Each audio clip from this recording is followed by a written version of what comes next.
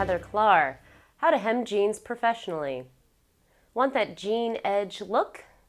Here's a good way of sewing your jeans so that you have the look that you see in all the stores. I'm going to show you now on the sewing machine, but you're just going to do a simple double rolled hem.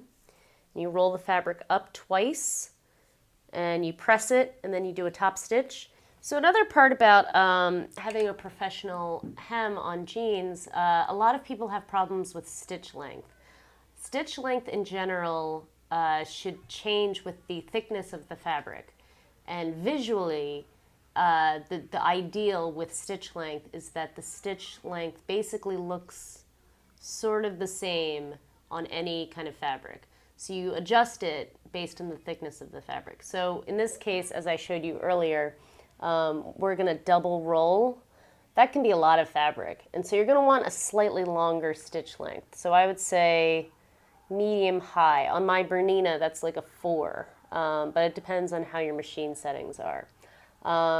You're going to want to do it just for your sake. It's a lot easier doing it on the inside of the fabric, which is what I'm showing here now. This is my outside, because it just makes it easier to make a straight line. And for a professional hem, I would make it about a 1/2 inch thick, which means you have a total inch of hem allowance rolled up twice, which will give you about a 1/2 inch depth on the hem. So I will just sew that now, and I'm using contrasting thread just so you can see my handiwork. Hopefully it's good handiwork.